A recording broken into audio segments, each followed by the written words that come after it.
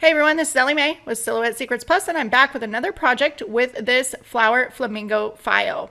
So I opened up the original file. Here's how it opens up. And then I enlarged the file, scaled it up to cut only the flower portions of it.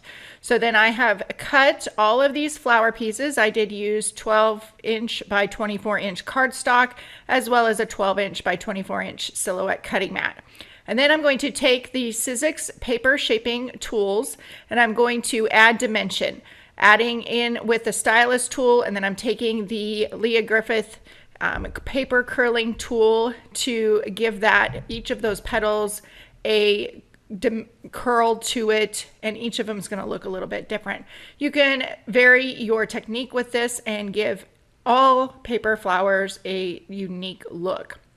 So I did this same technique with all of the pieces of the flower. You do want to be careful when you're doing this. You can see I'm holding the base of the flower petal. If you pull too hard, you are going to end up ripping that flower.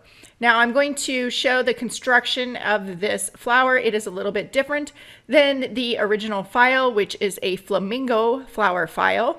And I will link in the description below the supplies that I'm using for this, as well as the tutorial on creating the original file too. I have some tips and a video on that as well on the Silhouette Secrets channel.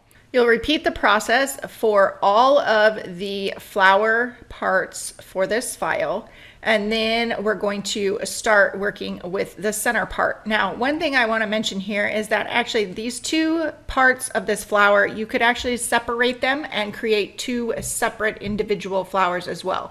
I realized this after I had finished it and was looking at the final photo in my hand, that it would work for two completely different flower types.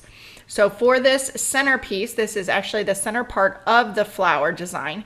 I am taking the curling tool and I'm just giving it some dimension by curling all of those little pieces out. And it's going to give it a little bit of flair, give it a little bit of body, and make your creation just have a lot more personality. And you can continue to do this. You can make tight curls, you can make loose curls. And once you have all your pieces ready to go, you're going to see that there is a heart on each of these pieces. That is for the original design because it's designed to make a body of a flamingo or a swan. You do not want to use the heart or your flower is going to be a bit lopsided, which is actually pretty normal in nature. But I am using a center point on this to make the flower go together as a center. So I'm not aligning the heart as the original file. So there is the base of the flower that I'm working with.